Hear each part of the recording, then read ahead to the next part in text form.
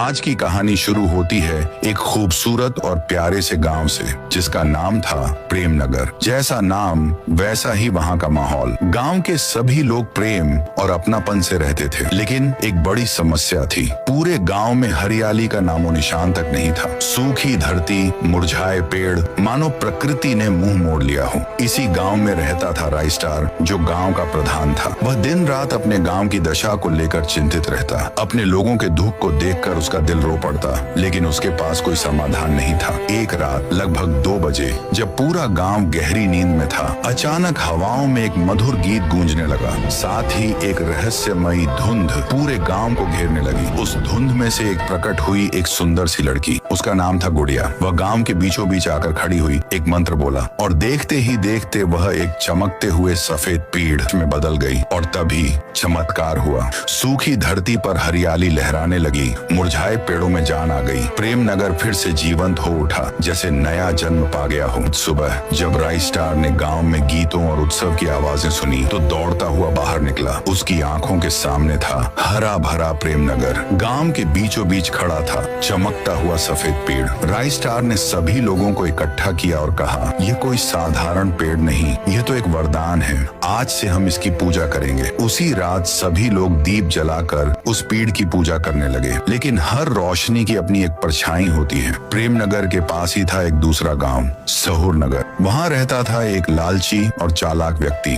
टुंग टुंग सहुर। जब उसे प्रेमनगर के चमत्कार की खबर मिली, तो उसके मन में जलन पैदा हो गई। उसी रात वह चुपचाप प्रेमनगर आया और सफेद पीड़ को चुराकर अपनी गाड़ी में लादकर सहुर नगर ले गया। जैसे ही पीड़ प्रेमनगर से गया, फिर से वहां सूखापन और उदासी छा गई और सहुर नगर में हरियाली और समृद्धि आने लगी। राइस्टार समझ गया कि यह चोरी हुई है। उसने निश्चय किया, इस बार प्रेमनगर अपना हक लेकर रहेगा। दोनों गांवों के बीच बैठक बुलाई गई। राइस्टार ने कहा, वह सफेद पेड़ हमारा है, उसी ने हमें जीवन दिया, हमें वह वापस चाहिए। टुंग टुंग सहुर बोला, अगर मैंने वह पेड़ लौटा दिया तो मेरे लोग भूख से मर जाएंगे। तभी एक बुजुर्ग खड़ा हुआ और बोला, तो फिर इसका फैसला युद्ध से हो, जो जीते वही पेड़ का हकदार। सबने सहमति जताई। सुबह एक बड़े मैदान में दोनों गांवों के लोग आमने सामने खड़े हुए। एक तरफ राइस्टार, दूसरी तरफ टुंग टुंग सहुर। युद्ध शुरू हुआ।